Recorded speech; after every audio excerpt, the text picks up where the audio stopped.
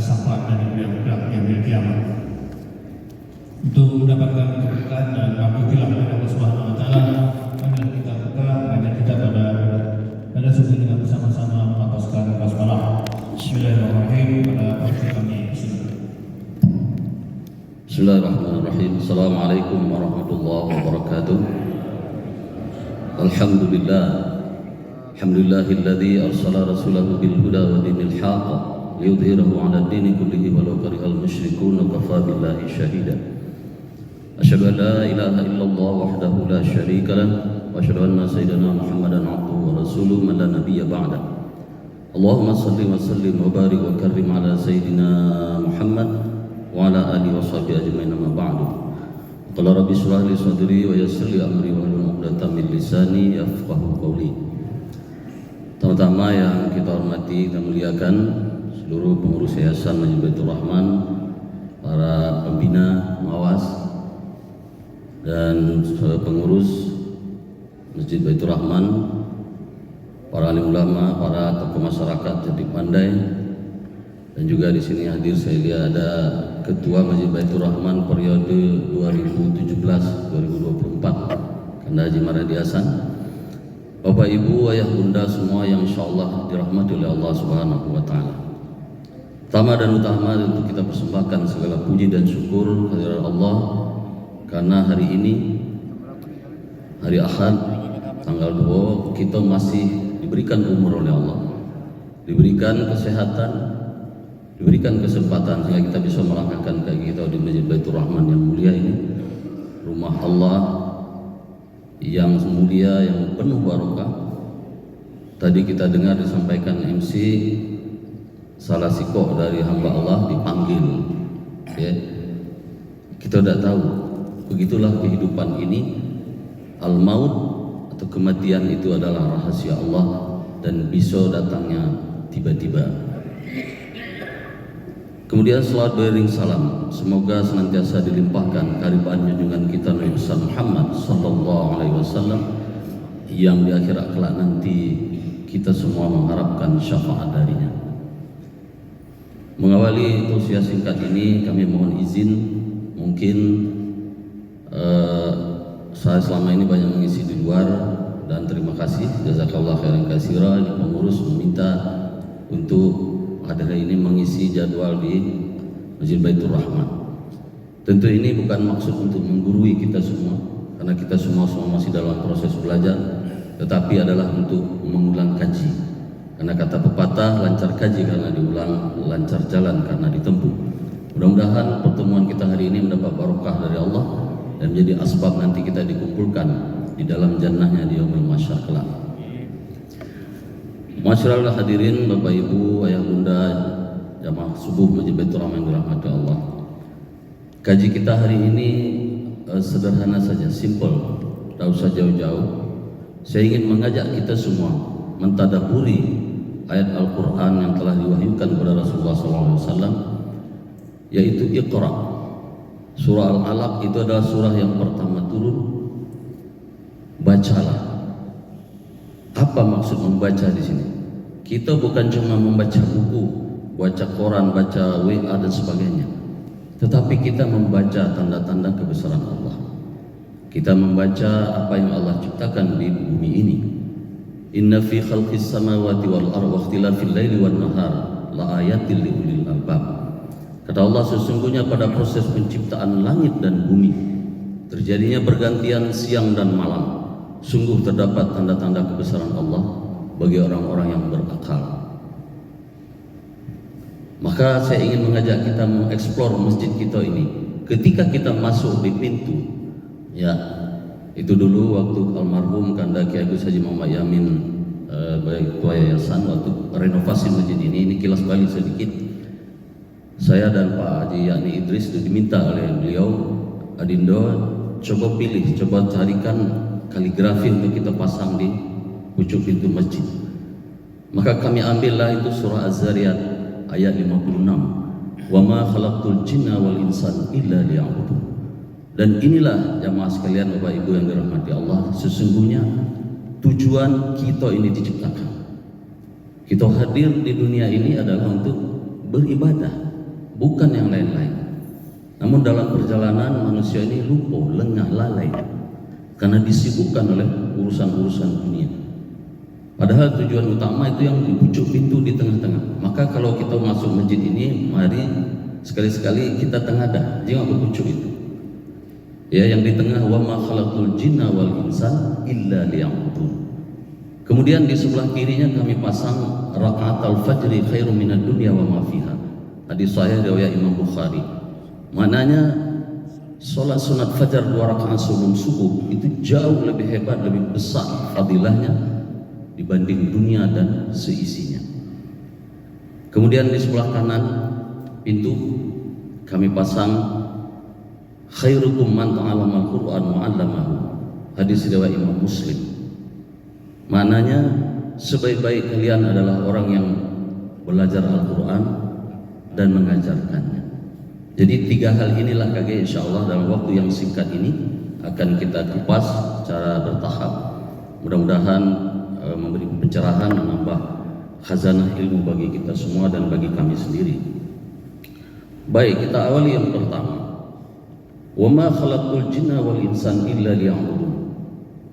Sebelum ayat 56 ini ada ayat 55 Az-Zariyat.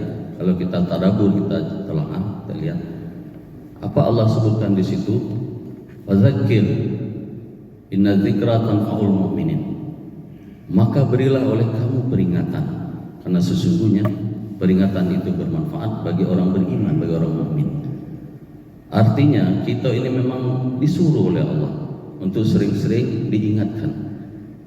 Karena khuliqal insana haluma, manusia diciptakan lupa, galak lalai. Kadang-kadang kunci mobil di mana kita lupa. Lah balik baru tahu kunci tinggal dalam masjid. Maka untuk mewujudkan itu, untuk menciptakan kita ini betul-betul beribadah kepada Allah sesuai yang Allah kehendaki, diciptakanlah bumi ini ada zona-zona waktu. Ya, kita lihat kalau secara global kita nak pergi ke mana baik itu sudah dibagi zona waktu. Misalnya kita ke Amerika atau ke Eropa itu berbeda. Di Arab Saudi dengan kita beda 4 jam. Demikian pula ke Maroko misalnya, itu beda-beda. Tujuannya apa? Agar setiap saat ada azan berkumandang, agar orang menyembah Allah. Itulah sebenarnya tujuan utama Allah menciptakan manusia ini. Wa ma khalaqtul jinna wal insa illa liya'budun. Jin dan manusia diciptakan untuk menyembah Allah. Dari awal Nabi Adam diciptakan di dalam surga dulu, itu tujuannya memang itu. Tetapi di dalam perjalanan memang mungkin qadarullah, takdir Allah, supaya lahir generasi-generasinya seperti kita ini, maka Nabi Adam tergoda oleh iblis dan diturunkanlah ke dunia. Kita sudah sering mendengar kenapa iblis diturunkan, karena dia tidak mau sujud kepada Adam, karena dia sombong, dia takabur. Sombong adalah merendahkan orang lain, menolak kebenaran dan menganggap dirinya yang paling hebat, dirinya yang paling baik, orang lain buyan galau. Itu yang harus kita hindari. Maka untuk memahami ayat tersebut, Bapak Ibu jemaah sekalian, mari kita menyadari dengan sebenar-benarnya bahwa tiada lain tujuan Allah menciptakan kita ini adalah untuk beribadah. Memang ibadah ini macam-macam. Ada ibadah maudhu, kita sholat, zakat, puasa, haji dan sebagainya. Ada juga ibadah yang muamalah, hablum minan nas. Maka kita harus menjaga keseimbangan kedua-dua ini. Jangan sampai istilahnya berat sebelah. Dalam surah Al-Qasas ayat 77 Allah tegaskan lagi, Bismillahirrahmanirrahim. Wa bataghi fima ataqallahu ad-daral akhirah wa la tansa nasibaka minad dunya wa ahsin kama ahsanallahu ilaika wa la tabghil fasada fil ardi innallaha yuhibbul mufsidin. Dan carilah oleh kamu, kata Allah, kebahagiaan kampung akhirat. Cari dulu bekal akhirat disuruh. Wala tansa nasibaka minad dunya, tapi jangan lupakan nasibmu di dunia, bahagian kamu di dunia. Jadi tidak dilarang juga kalau orang misalnya anak sekolah tinggi-tinggi atau punya harta yang banyak, tidak dilarang dalam Islam, supaya kita bisa berinfak, bisa berzakat. Abdurrahman bin Auf dulu paling kaya di zaman Nabi. Ya. sampai-sampai ingin hartanya tuh habis karena takut dihisap oleh Allah.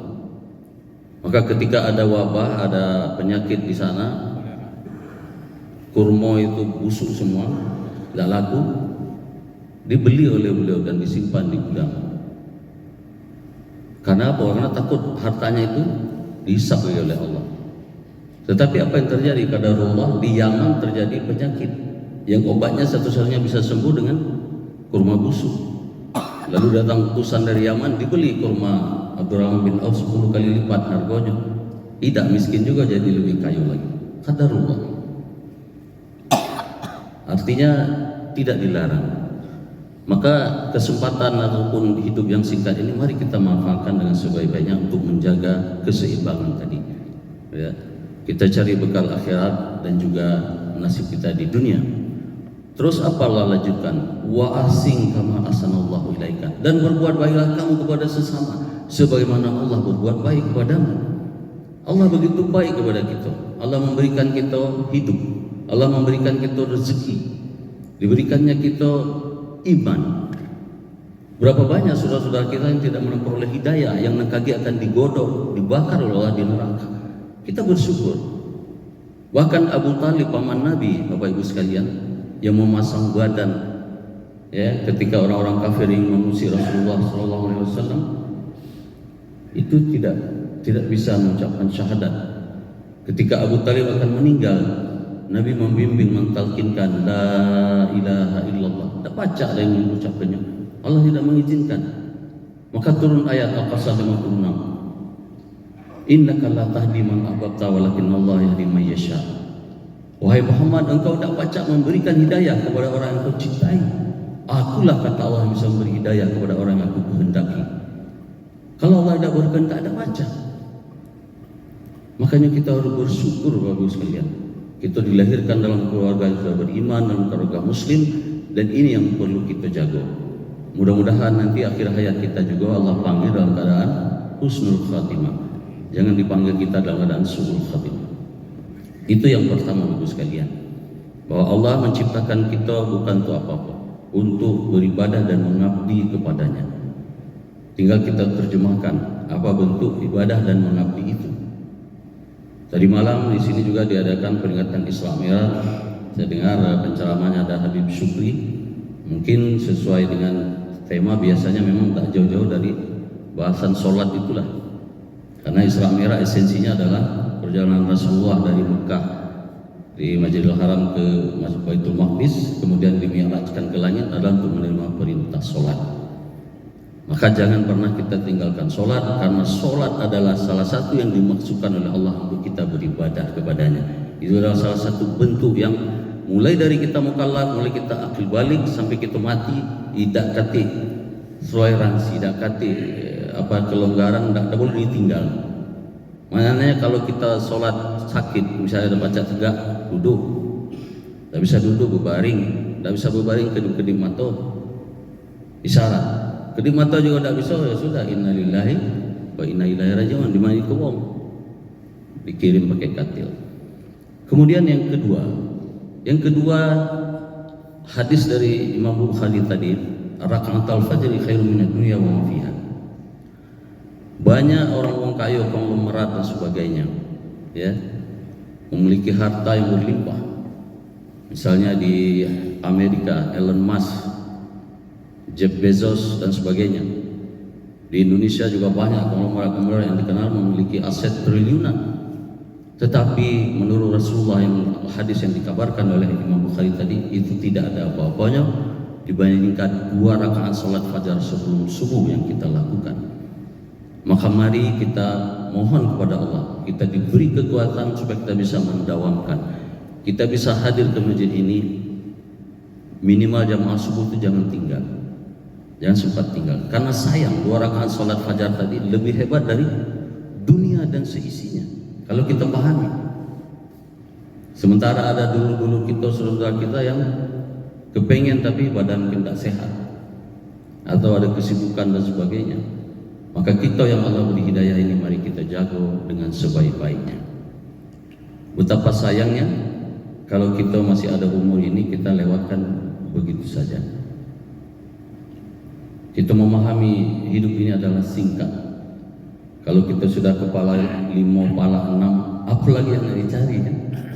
Apalagi kalau tidak kita mau melaksanakan yang perintah Allah tadi, beribadah kepadanya, kemudian menyiapkan bekal untuk akhirat kita. Mungkin sekian tahun masa muda kita habiskan dengan kelalaian. Kita apa? Sibuk begawi, mengumpulkan harta dan sebagainya. Maka sekarang ketika masih ada kesempatan, ketika umur masih diberikan oleh Allah, mari kita manfaatkan dengan sebaik-baiknya. Karena kalau malaikat maut sudah datang, selesai. Di surah Al-A'raf Allah sebutkan kulli ummatin ajal, fa idza jaa ajaluhum la yastakhiruna sa'atan wa la yastaqdimun. Bahwa setiap umat memiliki ajal, sudah ada batas waktunya, dan bila ajal itu datang, tidak pacak dimundurkan sesaat pun dan tidak dapat dimajukan walau sebentar. Tadi Pak Santoso MC nyampaikan mertuanya Pak Saikan Nur atau masjid kita minta kirim Fatihah, dirawat di rumah sakit. Lama kan doa di Ramadan, maju aku dengar sudah meninggal, dan innalillahi wa inna ilaihi raji'un. Kita doakan almarhum diampuni oleh Allah dan diluaskan kuburnya. Allahumma ighfir lahu warhamhu waj'alil jannata maswahu. Ini sebagai contoh bagi kita, dan tidak ketik pelajaran lain yang paling tinggi kata Nabi, kafa bil mauti wa'ita. Kematian itu adalah pelajaran tertinggi. Nah, hari ini subuh ini kita mendapat pelajaran dengan berita itu tadi. Kemudian yang ketiga, man ta'allama al-Qur'an wa 'allamahu. Khairukum man ta'allama al-Qur'an wa 'allamahu. Sebaik-baik kamu adalah yang mempelajari Al-Qur'an dan mengajarkan, kata Nabi. Kenapa demikian? Karena Al-Qur'an ini adalah petunjuk kompas hidup kita ini. Inilah yang diwariskan oleh Rasulullah SAW.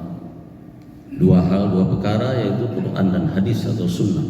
Kata Nabi, barang siapa yang berpegang pada keduanya, dia akan selamat di dunia dan di akhirat. Tetapi kalau dia lepas dari ini, maka hidupnya tidak akan terarah. Maka mari kita memperbanyak membaca Al-Quran. Sekarang kita ada di bulan Sya'ban. Kemarin bulan Rajab sudah kita tinggalkan. Persiapan menghadapi bulan Ramadan. Mari kita lebih banyak berinteraksi dengan Al-Quran. Boleh baik kita banyak berinteraksi dengan hal yang lain. Mungkin banyak baca WA, YouTube, Facebook, Instagram, apa lagi, Telegram dan sebagainya. Silahkan. Tapi jadikan itu untuk menambah amal kita kepada Allah Subhanahu wa taala. Dan jangan kita lepas dari berinteraksi dengan Al-Quran. Dalam hadis lain disebutkan Iqra'ul Quran fa innahu ya'ti yaumil qiyamah syafi'an li ashabi. Bacalah oleh kamu Al-Quran karena dia akan datang di yaumil qiyamah untuk memberikan syafaat. Mari kita ibda' binafsi. Kita kembalikan kepada diri kita sendiri. Kita introspeksi, kita hisap diri kita. Sudahkah kita jalankan ini semua? Apakah sudah rutin kita berinteraksi dengan Al-Quran? Padahal para ulama menyatakan kalau pacak kita mengaji itu 1 juz sehari, sehingga 30 hari sebulan 30 juz khatam. Ya, kalau pacak sholat 5 waktu itu kita bagi 5 waktu, 1 hari 2 lembar. Karena 1 juz itu 10 lembar atau 20 halaman kalau mushaf Utsmani. Jadi selesai sholat subuh misalnya bacalah 2 lembar atau 4 halaman. Selesai zuhur kaki 2 lembar. Ba'da asar ambil waktu 2 lembar. Ba'da maghrib 2 lembar, isya 2 lembar. Jadi 5 kali 2 10 lembar, selesai 1 juz. Bagus sekalian. Apa lagi yang nak dicari? Jangan habis waktu kita untuk sia-sia, yang nanti ketika malaikat mau datang kita menyesal. Berapa banyak sekarang orang di dalam tanah, di dalam kubur menyesal, ingin dibalikkan lagi ke dunia. Walau tara izil mujrimuna nakisu ru'usakum. Kalau kamu mengetahui bagaimana mereka berkeluh kesah yang di dalam bumi itu, ingin dibalikkan lagi ke dunia, nak beramal soleh, nak bersedekah, nak baca Quran, tapi itu sudah terlambat, Mas sekalian. Maka mumpung kita masih diberi sehat, kita masih ada umur, mari kita berlomba-lomba untuk memanfaatkan waktu. Jangan pernah lepas dari Al-Quran. Ini bagus, di masjid kita sudah tradisi, sudah rutin ada jamaah tadarus Al-Quran, ada dibimbing oleh Ustadz Habibie Lutroh Al-Hafiz. Mari kita ikuti. Kalau malas rame-rame ya dewe-dewe anda apa-apa juga, karena itu fardu ain, kewajiban atas diri kita masing-masing, kewajiban atas mukallaf. Jangan pernah kita remehkan Bapak Ibu sekalian. Jangan Al-Quran hanya ditaruh di gerobok atau di rak-rak di lemari. Kapan dibaca? Ketika ada meninggal, ada yasinan baru dimbek. Sudah terlambat. Al-Quran ini pedoman kita, mukjizat Rasulullah SAW, dan di dalamnya terkandung segala macam kebesaran Allah. Banyak orang-orang yang dulunya kafir Bapak Ibu sekalian, ketika dia tahu belajar Al-Quran, dia beriman. Beberapa contoh misalnya kita ambil, ada Maurice Bucaille, itu ahli antropologi dari Perancis. Dia beriman ketika menyelidiki jenazah Fir'aun atau mumi. Dia lihat garam yang ada di dalam mulut atau tubuh Fir'aun itu sama persis dengan yang di Laut Merah. Dia heran, sekian ribu tahun yang lalu, ngapa bisa? Lalu asisten profesor itu orang Muslim, orang Turki menyatakan, wahai profesor, kau baru tahu katanya, 1400 tahun yang lalu Allah sudah menyatakan dalam surah Yunus, dan kami selamatkan badan Fir'aun untuk menjadi pelajaran bagi generasi sesudah kamu, kata Allah.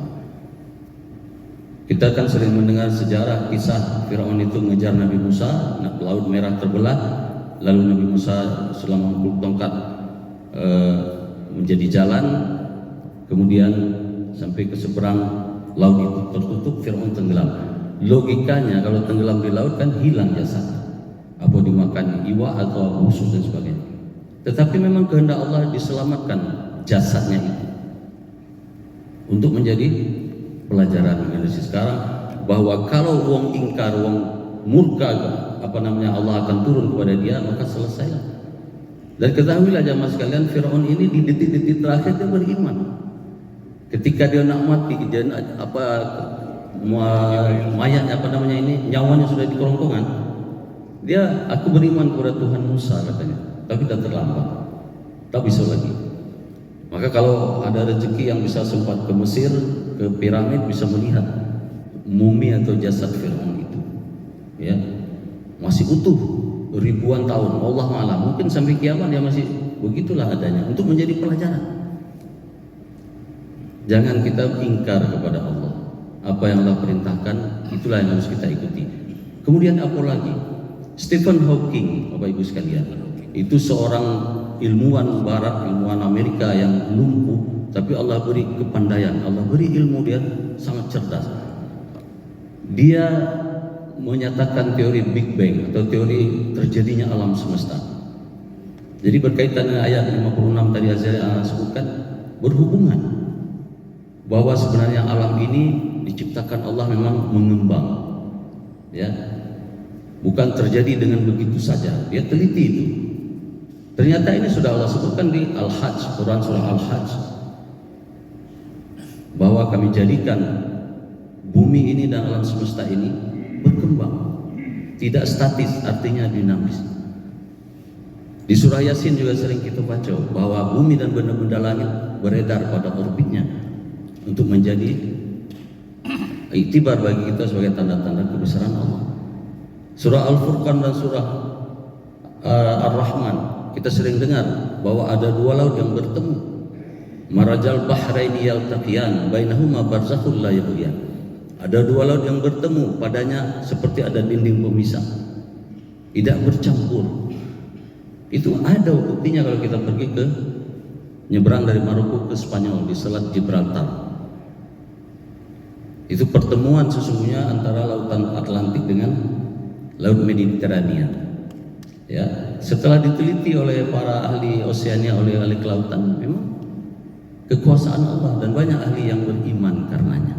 Dan banyak lagi Bapak Ibu sekalian, orang-orang medis, Pak Dokter dan sebagainya mungkin mempelajari bagaimana proses janin yang Allah sebutkan di surah Al-Mu'minun, surah Al-Alaq, banyak surat-surat itu yang sehingga kita ketahui perkembangan embrio, perkembangan janin dari pertama sampai selesai.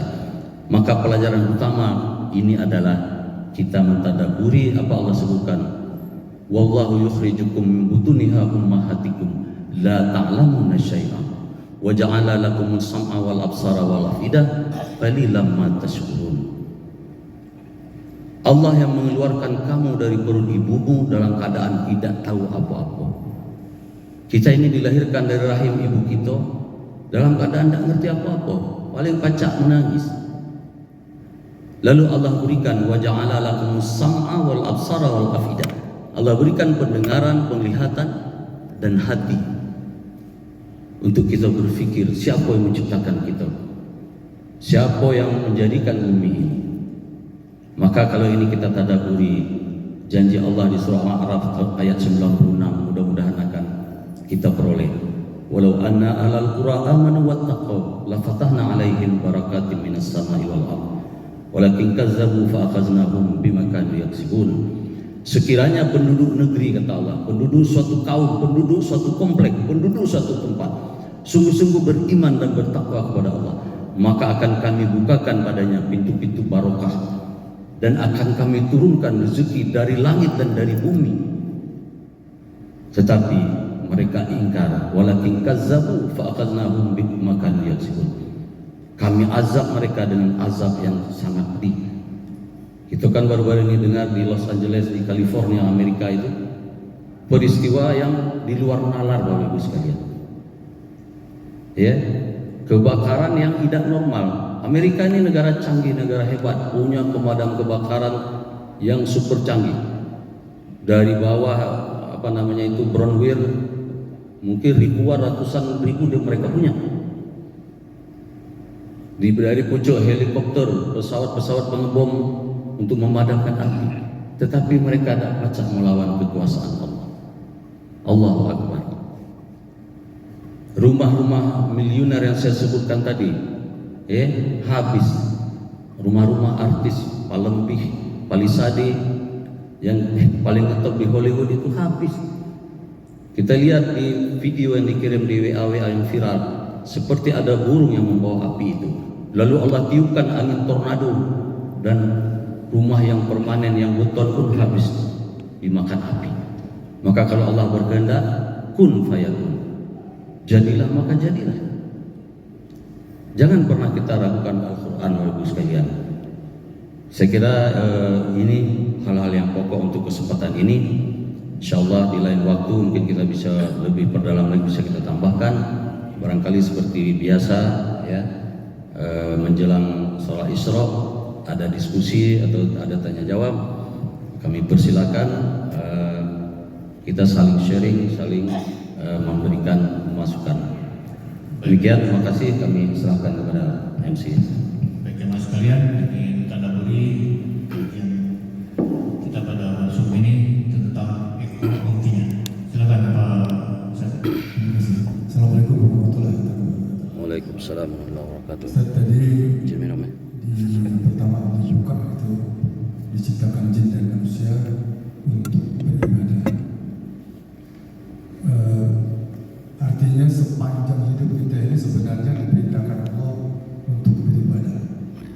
Pertanyaannya kan bagaimana supaya semua gerak dan diam kita itu bernilai ibadah, sehingga sepanjang hidup kita betul-betul beribadah. Nah kemudian tadi ada orang kaya, ada orang miskin, ada orang buyan, ada orang pintar. Tapi saya sependapat besar kalau dibilang kita ini buyan kan, yang membuat kita pintar itu Allah. Barangkali itu maksudnya. Nah kemudian yang saya berpikir, saya mau tanya, bagaimana kita mengaplikasikan 2 rakaat sebelum subuh itu lebih baik dari dunia dan isinya? Apakah maksudnya apapun sehebat-hebatnya dunia tidak akan mengalahkan ibadah kita dalam 2 rakaat subuh itu? Atau ada rahasia lain yang mengatakan, yang ingin diungkap di situ? Artinya kita wajib kaya, wajib berusaha, tetapi Tuhan menentukan. Karena dengan kekayaan itu kita isi hidup kita ini untuk totalitas ibadah. Artinya kita mencari kaya itu atas perintah Allah, untuk Allah, kita kembalikan kepada Allah. Maka seperti itu. Terima kasih. Assalamualaikum warahmatullahi wabarakatuh. Assalamualaikum warahmatullahi wabarakatuh. Terima kasih Pak Kakanda Haji Baharum. Ini sesungguhnya masuk ke wilayah tauhid, ya, masuk ke wilayah tauhid, bahwa untuk kita pahami, kita dalami, kita hayati, sesungguhnya Allah memang menciptakan kita seperti saya sampaikan tadi adalah untuk kita beribadah kepadanya, mulai dari kita lahir ke dunia ini sampai kita mati. Tetapi di dalam perjalanan memang kan diberikan kaidah-kaidah, diberikan fase-fase. Kapan kita mulai ditimbang amal kita atau dicatat, itu sejak kita mukallaf, sejak kita berumur misalnya 10 tahun, sejak akil balik, ketika kita sudah memahami fikih, kita memahami hukum-hukum, mana halal, mana haram, mana mubah, mana makruh, mana sunnah, mana jaiz dan sebagainya. Jadi inilah yang harus kita laksanakan sejak kita mukallaf itu. Misalnya kewajiban sholat, kata Nabi, ajarkan anak-anakmu sholat ketika dia berumur 7 tahun, dan pukullah kalau umur 10 tahun dia belum sholat. Pukul di sini maknanya adalah arti kinayah atau kiasan, bukan kita pukul sampai masuk rumah sakit sampai berdarah-darah, tidak. Ini hanya pendidikan, tarbiyah. Maknanya begitu dia mukallaf, memahami mana yang benar, mana yang salah, mana yang haram, mana yang halal, dari situlah kita sudah melekat kewajiban itu.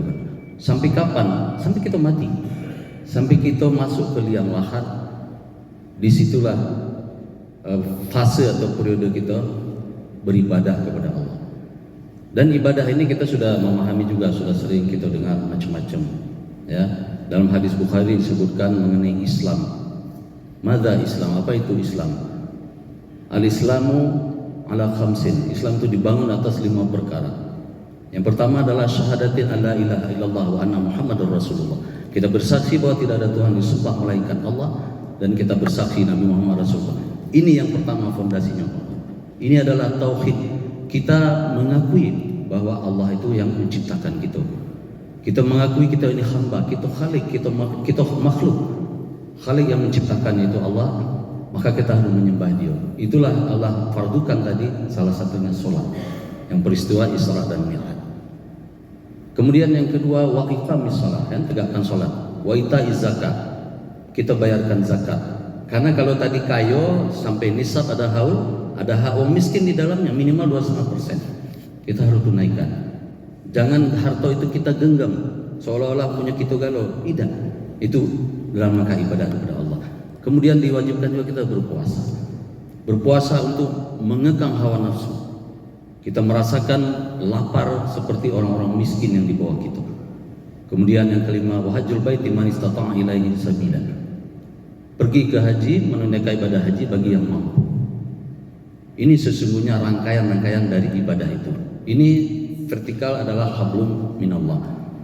Kemudian hablum minan nas, kata Nabi, la yu'minu ahadukum hatta yuhibbu li akhihi ma yuhibbu li nafsi. Tidak beriman seorang kamu kecuali dia mencintai saudaranya seperti dia mencintai dirinya sendiri. Jadi kalau kita menyakiti orang lain, kita cubit diri kita dulu, sakit apa tidak. Kalau kita menyayangi diri kita, orang lain juga kita sayang seperti itu. Tidak beriman kita, la yu'minu ahadukum hatta yuhibbu li akhihi ma yuhibbu li nafsi. Saya ulangi. Ini sangat penting hadis ini. Jadi pertanyaan pertama saya pikir itu jawabannya, ya, dari kita akil balik sampai kita meninggal. Kemudian yang kedua tadi apa?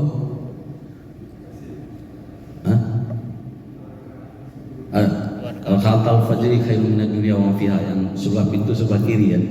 Ini kalau perlu mulai besok masuk kita di teras itu tegak, jengok dulu ke pucuk sekilas. Memang sering disebutkan kita harus sering jengok ke bawah, ya, biar tidak sombong dan sebagainya. Tetapi dalam hal agama disuruh jengok ke pucuk. Itulah maknanya sebenarnya kita pasang itu di pucuk pintu. Di sini di kubah ini pernah ada kita tengadah apa ayat yang kami pasang itu. Wasifal ladina kafaru ila jahannam zumara hatta iza ja'uha futihat abwabuha wa qala lahum khazanatuha salamun alaikum. Akan digiring ke pintu neraka kagih berombongan orang-orang yang kafir kepada Allah. hatta iza ja'uha futihat abwabuha, hingga dibukakan pintu neraka. Lalu ditanya oleh malaikat penjaga neraka, apakah dulu belum datang kepada kalian seorang rasul?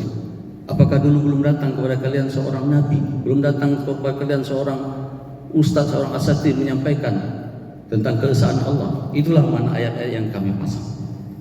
Ya, digiring kaki. Kemudian yang kedua juga digiring ke depan pintu surga orang-orang yang bertakwa. Untuk menyingkat waktu, kita fokus yang rakaat al-fajr tadi. Itu maknanya, esensinya Pak Haji Bahrul, sebenarnya